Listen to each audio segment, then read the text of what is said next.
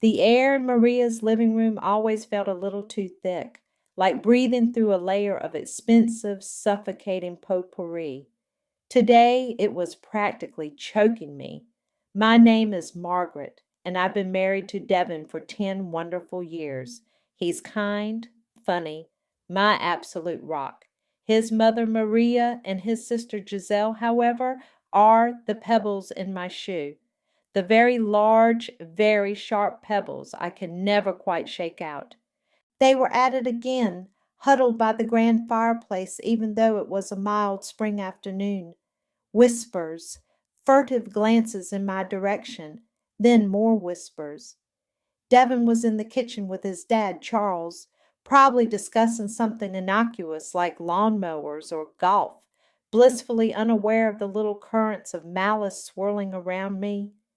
His 40th birthday was just a few weeks away, and the clandestine energy in the Collins household had ramped up to an almost unbearable degree. I tried to busy myself pretending to admire a new, rather hideous porcelain shepherdess Maria had acquired, but my ears were straining.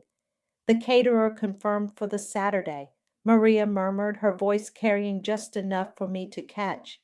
Giselle nodded, her sleek blonde ponytail swishing. And the string quartet? Are they still on? Of course. Only the best for my Devon. My Devon. Not our Devon. Not even her son, Devon, my Devon. The possessiveness was a constant grating reminder of my perceived status as an interloper. I drifted closer, feigning interest in a nearby bookshelf. Sounds like quite the event you're planning, I said, injecting a lightness I didn't feel into my voice.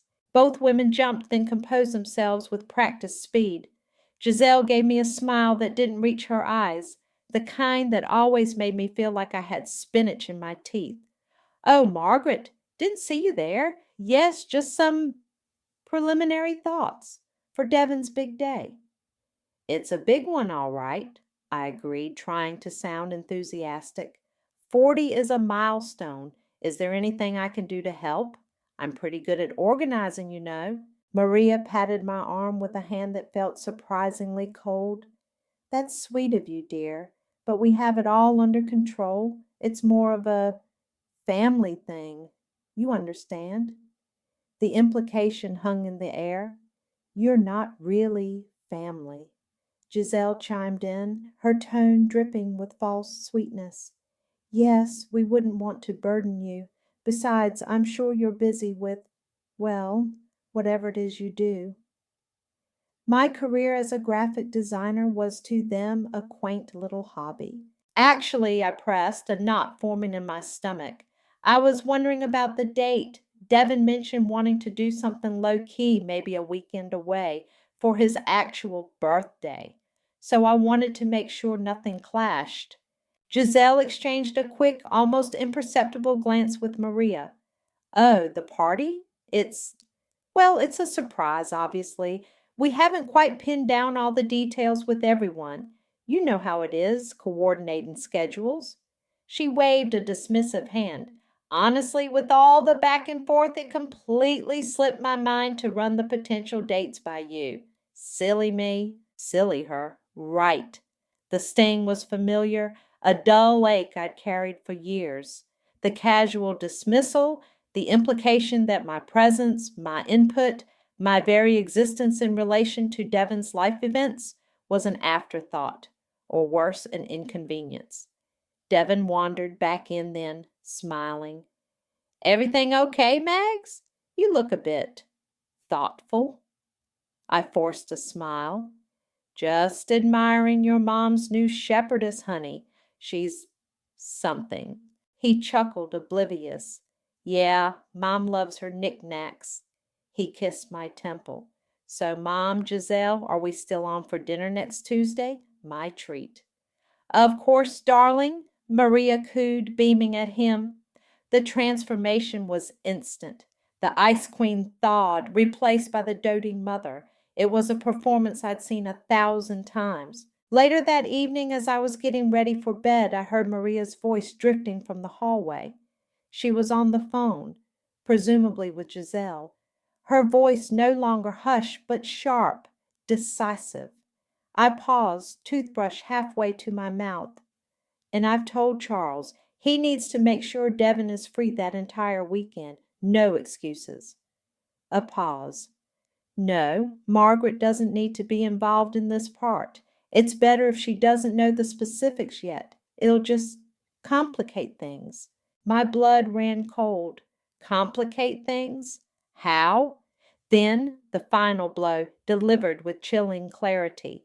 And for heaven's sake, Giselle, be more careful. We can't have her finding out she's not actually invited. It's a surprise for Devon, from his family. He doesn't need her input for his special day. This is a family celebration. The words hit me like a physical slap. Not invited, not just excluded from the planning, but from the event itself. A family celebration. And I, his wife of 10 years, was not considered family enough. The toothbrush clattered into the sink. The confirmation, raw and brutal, left me breathless. I stood frozen in the bathroom, the overheard words echoing in my ears. Doesn't need her input, a family celebration. So, this was it, the ultimate exclusion. The next few days were a blur of forced smiles and polite deflections. I waited, a knot of dread and burgeoning anger tightening in my chest, for the other shoe to drop. It came during a strange Sunday brunch at their house a week later. Devon was enthusiastically recounting a funny story from work, and I was pushing a piece of melon around my plate, trying to look engaged. Maria chose her moment perfectly, as Charles was refilling coffee cups. "Oh, Margaret dear," she began, her voice syrupy, sweet. "Speaking of Devon's birthday, I've been meaning to mention, we're having a little get-together for him, you know, the Saturday before his actual birthday. Just a small family thing." I met her gaze, keeping my expression carefully neutral. "Oh, really?" "Yes," she continued, dabbing her lips with a napkin. "And you know, with all the fuss and trying to keep it a surprise for Devon, I think there was a bit of a mix-up with the invitations. I just realized I never formally sent one your way. I've been so scatterbrained." She let out a little tinkling laugh that sounded like breaking glass. "I just assumed Devon would fill you in on the details as they firmed up." Devon, bless his innocent heart, looked from his mother to me. "A party? That sounds great, Mom. Why didn't you say something sooner?" Giselle, ever the loyal lieutenant, chimed in. "We wanted it to be a proper surprise, bro. And honestly, it's just a casual thing. Very low-key."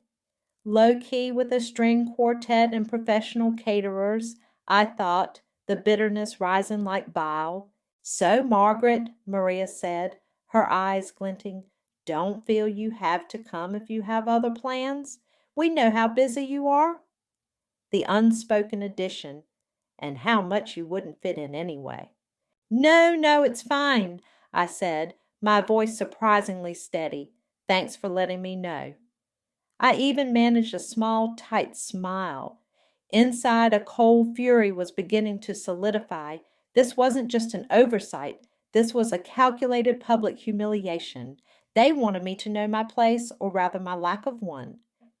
I remembered all the other times, the family holidays I was only invited to at the last minute, the important decisions about Devon's life they made without consulting me, the constant subtle digs about my background, my friends, my very suitability as Devon's wife.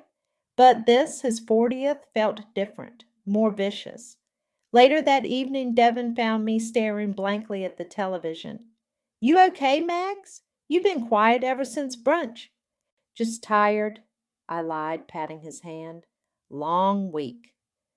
I couldn't bring myself to tell him yet, to shatter his excitement or put him in the agonizing position of choosing between me and his family. Not yet.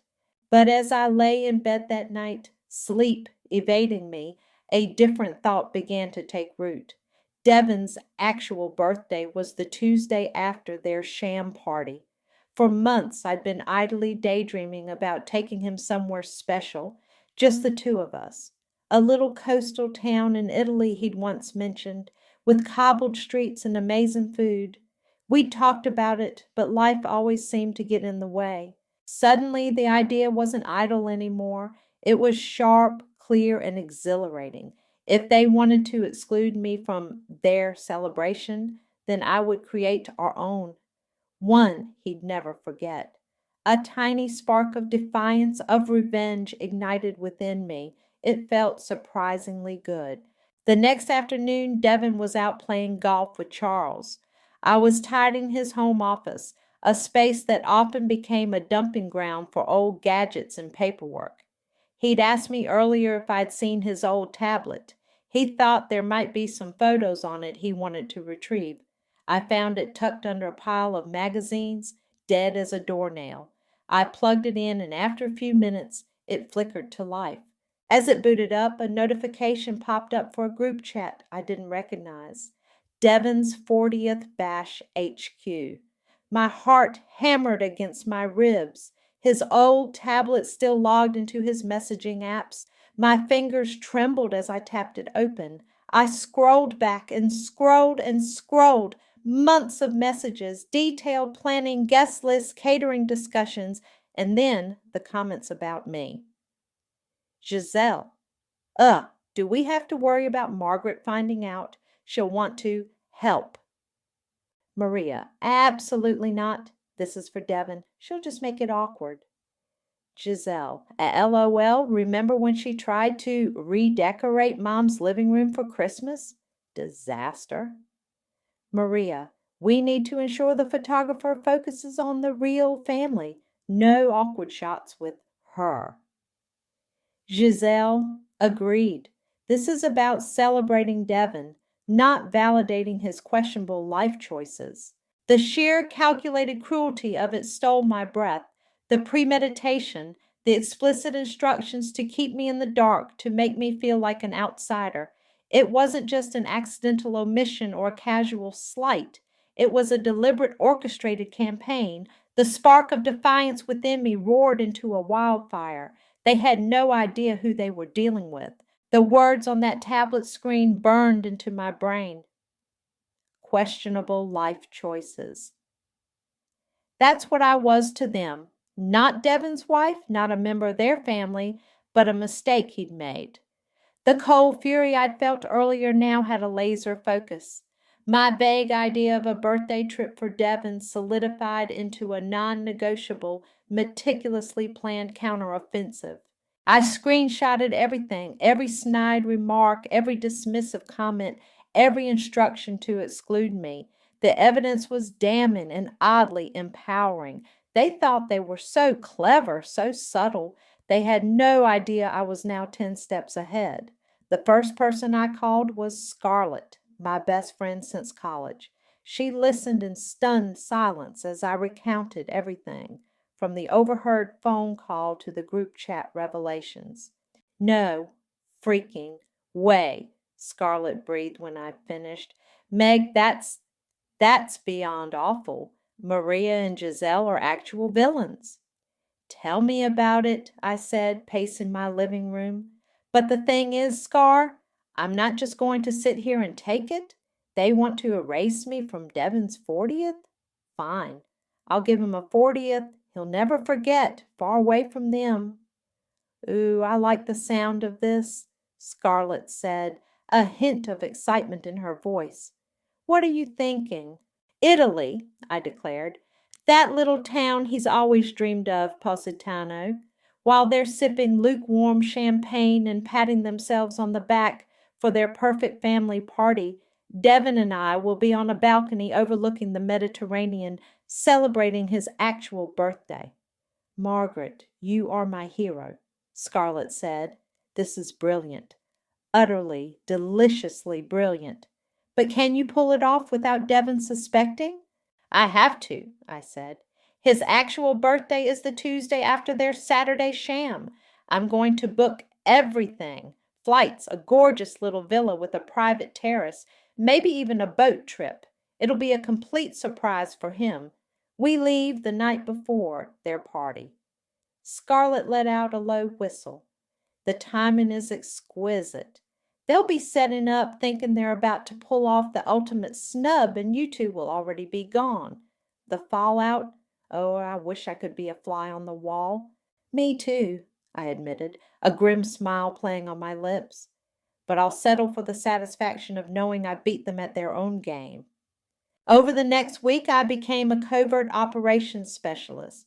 During my lunch breaks, I researched flights and boutique hotels.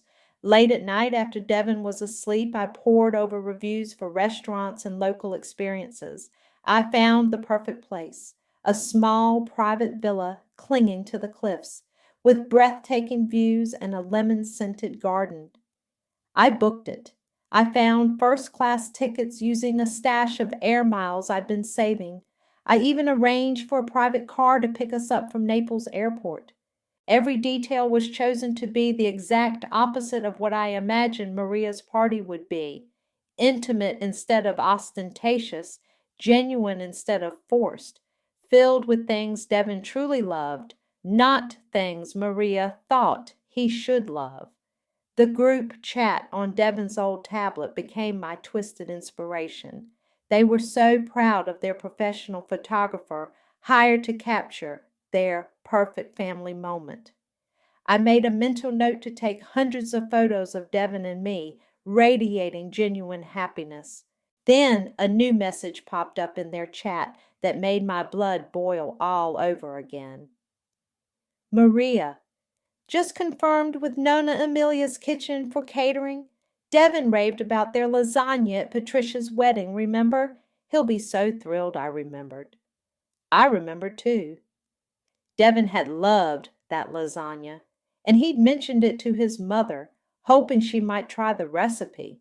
Now she was co-opting his preference, presenting it as her own thoughtful gesture. The audacity was breathtaking. "She's not just excluding you, Meg," Scarlett said when I told her. "She's trying to rewrite history, to make herself the sole keeper of Devon's happiness. You have to show them what truly makes him happy." "Oh, I will, I promise," a stilly determination hardening my voice. "They want to play games? Game on." I booked a private cooking class for Devon and me with a local chef in Positano, specializing in the very regional dishes he adored. Let Maria have her catered lasagna. Devon and I would be making pasta from scratch overlooking the sea. The memory of Maria's smug message about the lasagna festered. It wasn't just about the party anymore. It was about years of subtle and not so subtle attempts to diminish me, to position herself as the central woman in Devon's life. I remembered the time she'd helpfully rearranged our entire living room while we were on a weekend trip, leaving it looking like a Victorian funeral parlor. "Just thought it needed a more mature touch, dear," she'd said, her smile never wavering.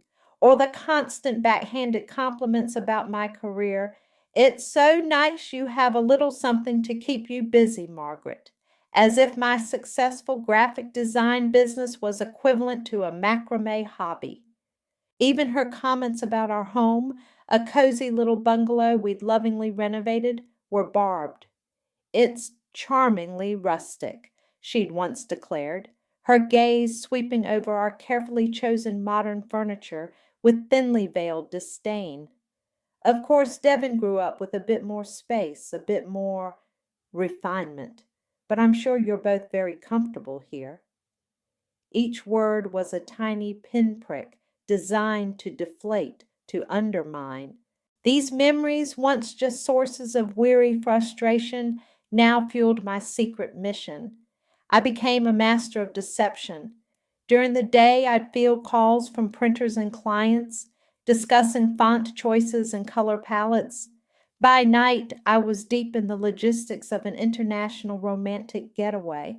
I confirmed the private boat tour along the Amalfi Coast, complete with a skipper who, according to reviews, knew all the hidden grottos. I booked a table at a Michelin-starred restaurant for Devon's actual birthday night, a place he'd once torn a picture of from a travel magazine. Devon, bless him, noticed I was preoccupied. "You burning the midnight oil a lot lately, Mags?" he asked one evening, finding me hunched over my laptop long after he'd gone to bed. Just a big project at work, honey, I lied smoothly. Deadline's a killer. He rubbed my shoulders. Don't overdo it. We need you in one piece. The irony wasn't lost on me. He had no idea the project was him. Meanwhile, Maria and Giselle were in full pre-party mode, their excitement almost palpable. During our now obligatory weekly phone call, Maria couldn't resist a few digs. "We were just discussing the guest list for Devon's little do," she said, her voice dripping with false bonhomie. "It's so lovely how many people truly care about him, isn't it? Some people are just naturally family-oriented, you know. It's a gift." I bit back a retort. "That's nice, Maria." "Yes," she continued undeterred. "It's all coming together beautifully. Charles is handling the vintage champagne. Only the best for my boy." My boy, always her boy. The tension ratcheted up a notch the following weekend. We were at Devon's parents' for an early dinner, another command performance.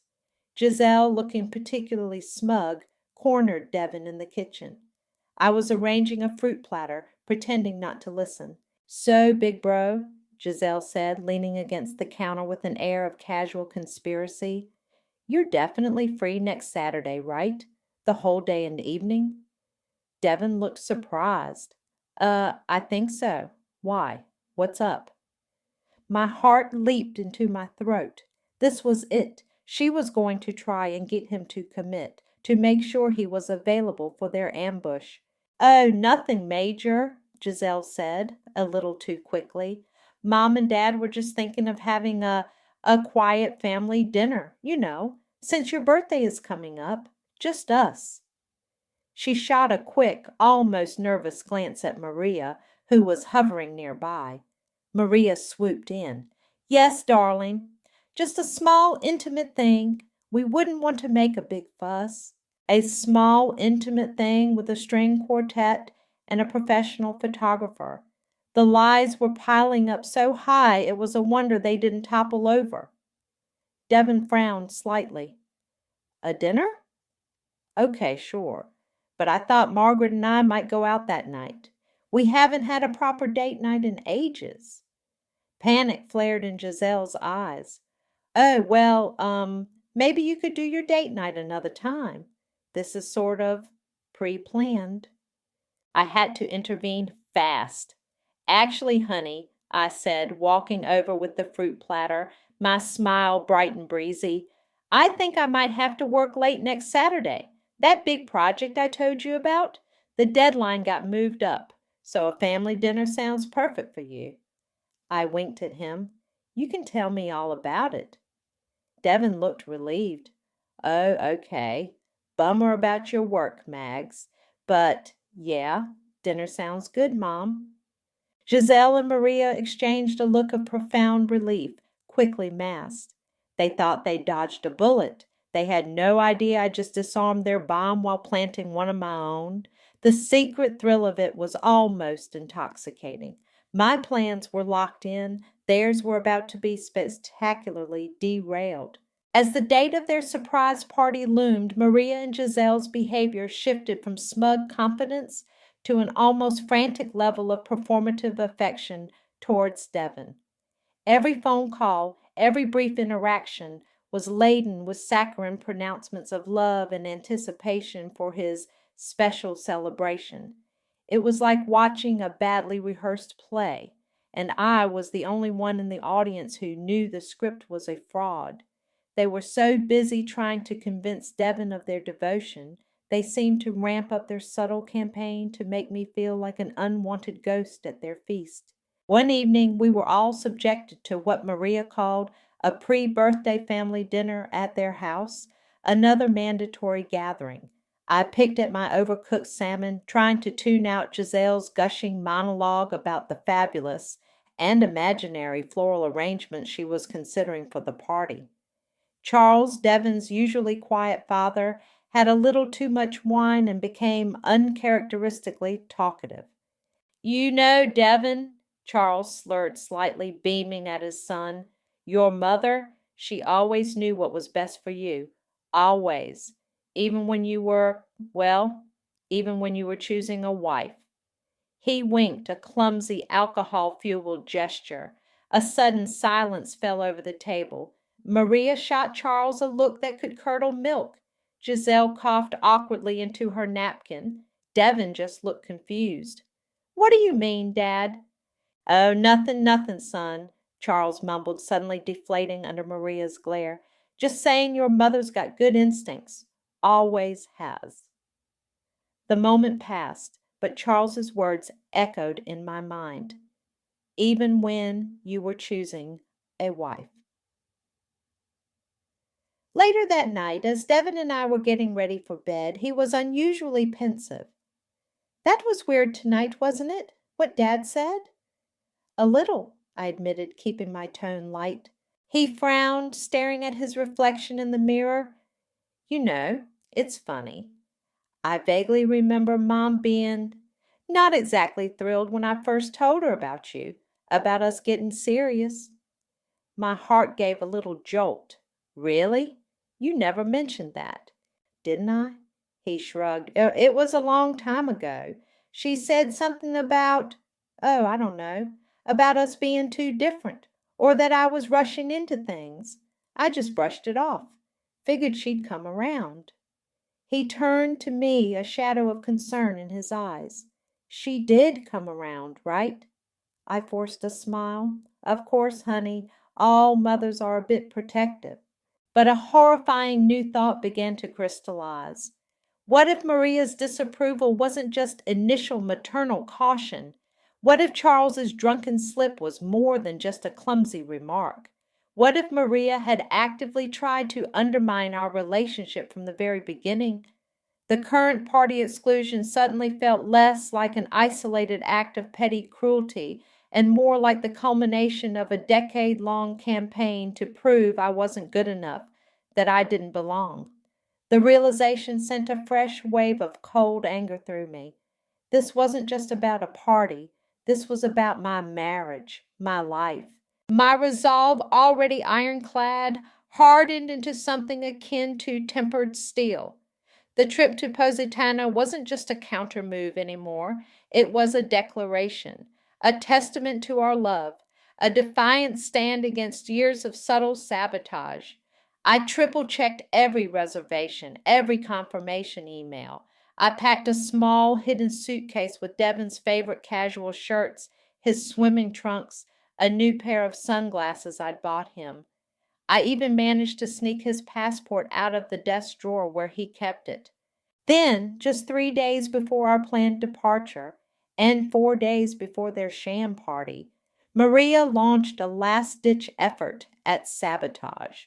Devin's phone rang during dinner. It was his mother. I watched his face as he listened, his brow furrowing. Aunt Carol's anniversary, he said. This weekend? Mom, I don't remember anything about that. Are you sure? He listened for another minute, his expression growing more troubled. A big family lunch on Sunday, but Margaret and I had sort of made plans. He glanced at me, an apologetic look on his face. My blood ran cold. Aunt Carol lived 3 states away. A big family lunch would mean an entire weekend commitment. Okay, Mom, Devin sighed. Let me talk to Margaret. I'll call you back. He hung up looking stressed. Mom says Aunt Carol and Uncle Jim are having a surprise 40th anniversary lunch this Sunday. She says it's a huge deal and everyone's going. She was quite insistent. Aunt Carol's anniversary? I feigned surprise. That's sudden. I didn't think their anniversary was until the fall. Me neither, Devin admitted. But Mom seemed certain. She said she sent out an email ages ago, but maybe it went to spam. An email? Right. I knew Maria. There was no email. This was a blatant, desperate attempt to box him in, to ensure he was present for her weekend, her celebration. I smiled sweetly. Well, that's easy enough to check, honey. Why don't you call Aunt Carol and congratulate her? You can confirm the details for the lunch then, too. Devin's face cleared. Good idea, Mags. He immediately redialed. I held my breath listening to his side of the conversation. Aunt Carol, hi, it's Devin. Yeah, I'm good. Hey, Mom mentioned you guys are having a big anniversary lunch this Sunday? Oh, oh, really? September? No, no, she said. This.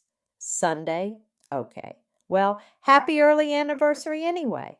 Yeah, you too. Bye. He hung up, a look of complete bewilderment on his face. Aunt Carol has no idea what Mom's talking about. Her anniversary isn't until September. She said they're going to be out of town this weekend visiting their grandkids. I raised an eyebrow. Well, that's odd. Maybe Maria got her dates mixed up. Devin just shook his head, looking thoroughly confused and a little annoyed. Yeah, maybe. The foiled sabotage attempt was almost comical. Maria was getting sloppy, and I was more ready than ever.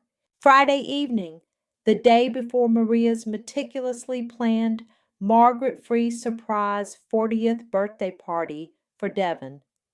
The air in our little bungalow crackled with my secret anticipation. I'd already called Devin's boss earlier in the week, a wonderfully understanding woman named Susan, and explained vaguely that I was whisking Devin away for a surprise birthday trip, and would he be able to get the next week off? Susan, who'd met Maria once at a company holiday party and apparently hadn't been impressed, was more than happy to oblige, promising to cover any urgent matters. Devin came home from work, tired but looking forward to a quiet weekend. Or so he thought.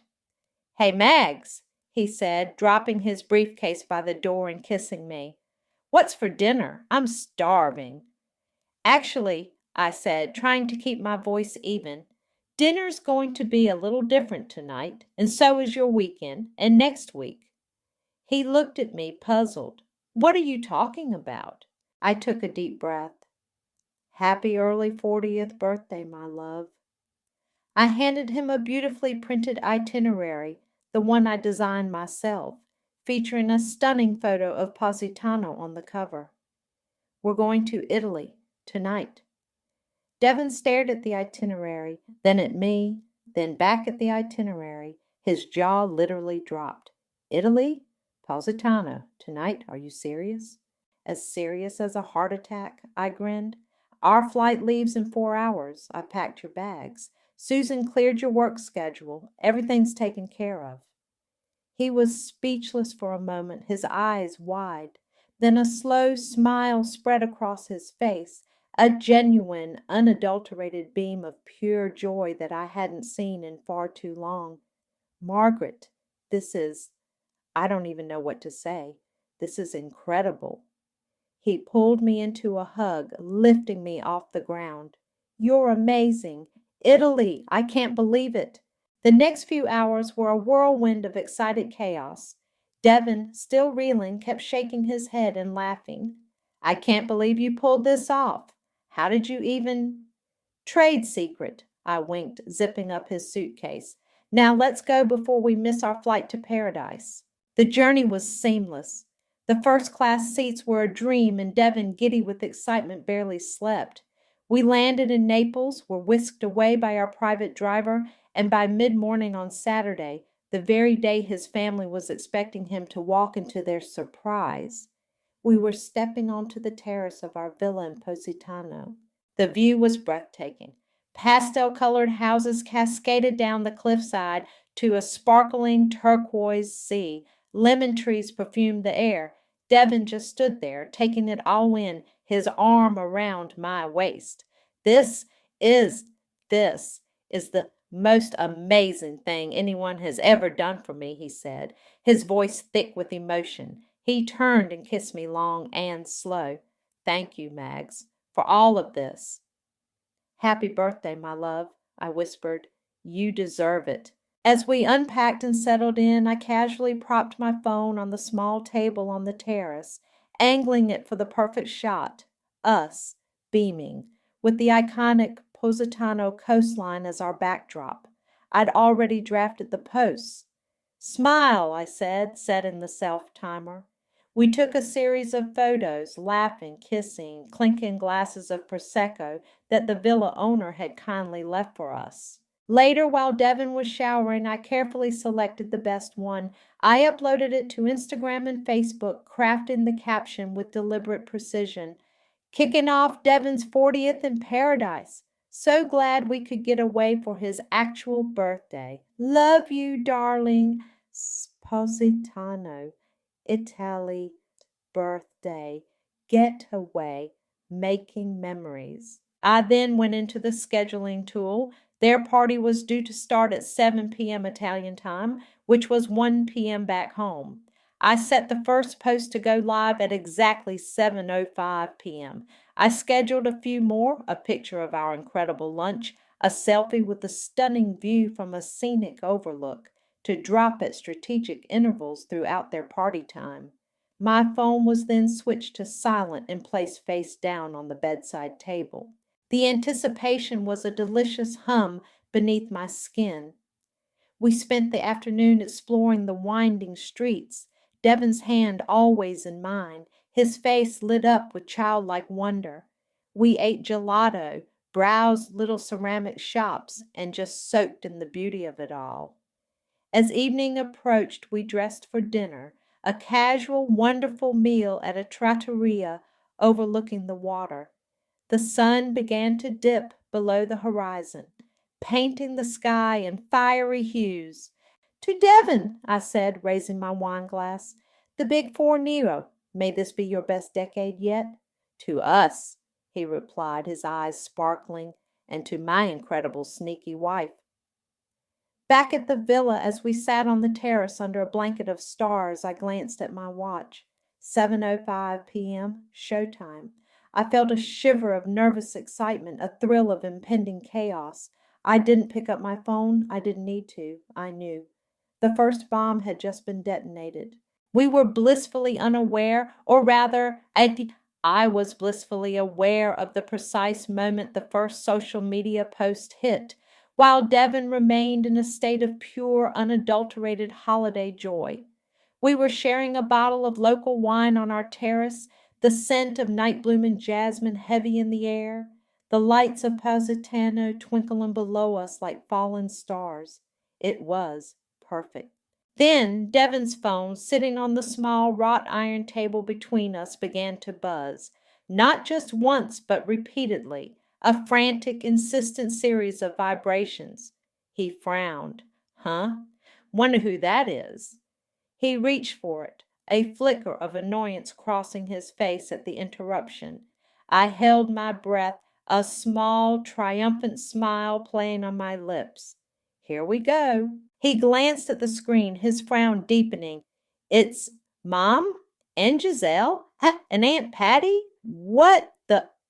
His thumb swiped across the screen.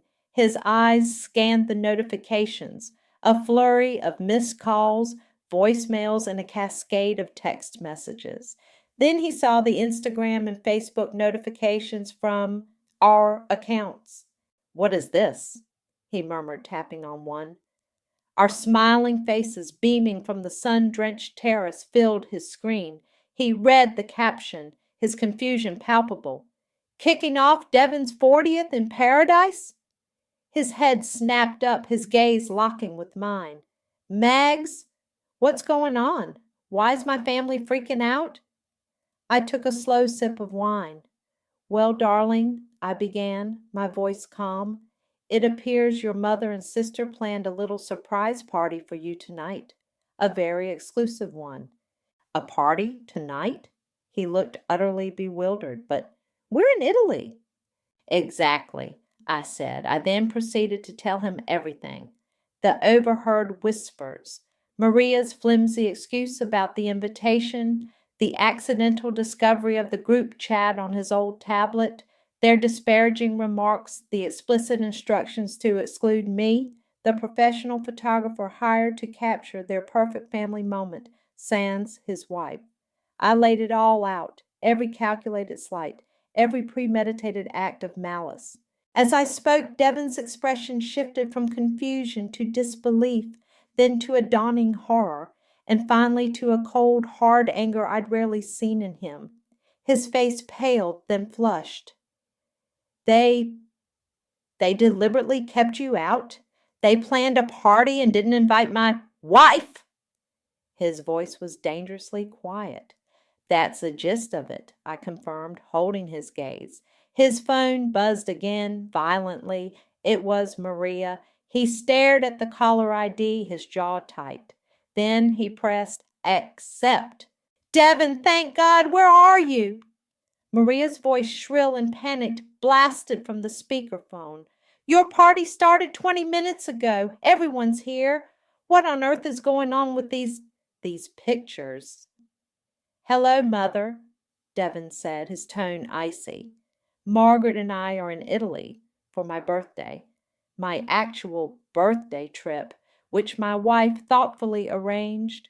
There was a stunned silence on the other end, then a sputtering sound. Italy? But your party, the guests, the caterers, the string quartet. Yes, about that party, Devin continued, his voice like steel. The one Margaret wasn't invited to. The one you and Giselle have been planning behind our backs for months, making sure my wife felt completely excluded and humiliated. Did you really think I wouldn't find out? Devin, it was a misunderstanding. Giselle's voice now equally frantic. We were going to tell her. It was all just a surprise. A surprise for who, Giselle? Devin shot back. A surprise for Margaret when she realized she was the only one left out? Or a surprise for me when I finally understood how cruel and manipulative my own mother and sister can be? I watched him, a wave of immense pride and triumphant satisfaction washing over me. He got it. He truly, finally got it. Now, Devin, listen to me, Maria began, her voice attempting a placating tone. No, Mother, you listen to me. Devin cut her off, his voice rising. For years I've made excuses for you. I've overlooked the snide comments, the little digs, the way you've consistently tried to sideline Margaret, but this is beyond anything. To deliberately try and erase my wife from my 40th birthday, it's despicable. The sounds from the other end were a jumble of protests, denials, and accusations. I could almost picture the scene, the bewildered guests, the melting ice sculptures, the uneaten canapes, Maria and Giselle's carefully constructed facade crumbling around them in real time. The professional photographer was probably getting some truly memorable shots. We are having an incredible time celebrating my birthday thanks to Margaret, Devin stated firmly. And when we get back, you and I and Giselle are going to have a very serious conversation about respect, boundaries, and how you treat the woman I love. Do you understand me?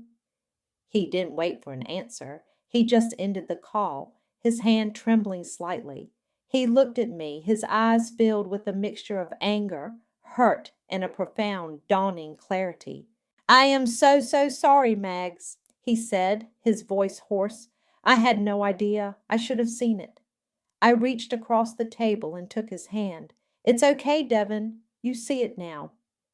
Just then my phone, still on silent, lit up with a text message. It was from Patricia, Devin's cousin, who I knew was at the party.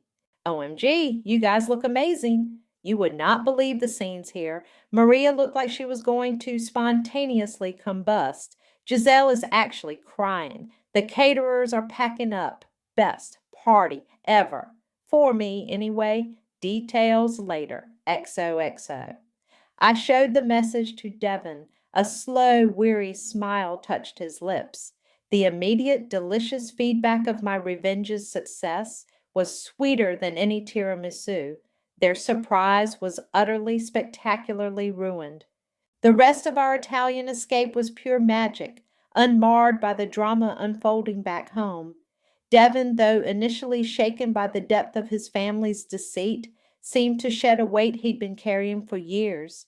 He was more relaxed, more attentive, more present than I'd seen him in a long time. We explored ancient ruins, swam in hidden coves, ate incredible food, and talked for hours. truly connecting in a way we hadn't before. The shadow of his family's disapproval had, for the first time, completely lifted. When we finally returned, tanned and blissfully happy, the atmosphere was different. The expected barrage of angry calls or tearful voicemails hadn't materialized beyond that initial explosive night. Instead, there was a heavy, loaded silence. A few days after our return, Maria and Giselle requested an audience. They arrived at our house looking pale and subdued, a stark contrast to their usual imperious selves. Devon, Margaret, Maria began, her voice uncharacteristically hesitant. We, we wanted to apologize for the misunderstanding about the party. Giselle nodded mutely beside her, looking at her shoes. Devon, calm and resolute, simply looked at them. A misunderstanding, mother, or a deliberate act of exclusion and disrespect? Maria flinched. Well, perhaps. Perhaps our execution was flawed. We just wanted to do something special for you, Devon. By pretending my wife didn't exist? I asked quietly, my voice firm. It wasn't meant to be like that, Giselle mumbled, finally looking up. We just got carried away. Carried away with being cruel? Devon countered. He wasn't raising his voice, but the steel in his tone was unmistakable. We received your apology, it's noted, but actions have consequences, and frankly, your actions have severely damaged our relationship. He then laid down the law, new boundaries. Respect for me, for our marriage, was non-negotiable. No more manipulations, no more passive-aggressive comments, no more attempts to drive a wedge between us. Future interactions would be on our terms. Maria tried to argue to deflect, but Devon stood firm. Charles, who had accompanied them but remained silent throughout, looked like a broken man, his usual bluster gone. He just stared at the floor, occasionally shaking his head. Eventually, they left, the air in our living room feeling significantly lighter after their departure. We didn't accept their apology, not really. It was too little, too late, and too self-serving. Patricia, true to her word, called me the next day with a gleeful blow-by-blow account of the party's implosion. Margaret, you are a legend, she crowed. You should have seen it. After Devon hung up on Maria, she literally swayed. I thought she was going to faint. Giselle burst into tears, proper ugly crying. Guests started making excuses and leaving in droves. The string quartet packed up after playing for about 20 minutes to an empty room. The caterers were just standing there with mountains of food. It was epic, absolutely epic.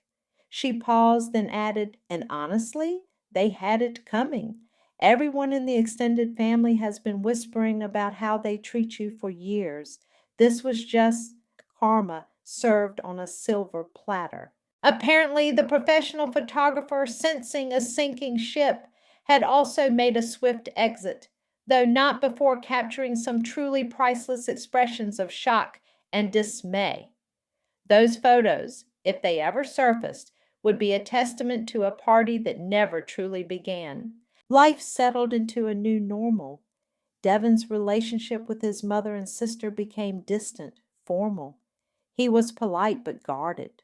Charles occasionally called, his conversations with Devon brief and strained. Some extended family members reached out, a few offering awkward belated support for me, others clearly siding with Maria, but too cowed to say much. The Collins family's carefully curated image had taken a significant hit. Their power over Devon was broken. I didn't regret my actions for a second. It wasn't just about revenge. It was about reclaiming my dignity, about protecting my marriage, about drawing a line in the sand. The consequence was a more peaceful, authentic life for Devon and me. If that meant a fractured relationship with his side of the family, it was a price I was more than willing to pay. He was happier and we were stronger than ever. A week later, I was scrolling through photos from our trip, a contented smile on my face. I selected one of Devon and me laughing, silhouetted against a fiery Positano sunset. I posted it, the caption simple: "Here's to new beginnings and celebrating what truly matters." Love should travel, making our own rules. The likes and supportive comments poured in. We had turned their attempt to erase me into a vibrant, joyful testament to our love, proving that true celebration, true family, comes from genuine connection, not from manipulation and malice. And that, I thought, was the best kind of karma.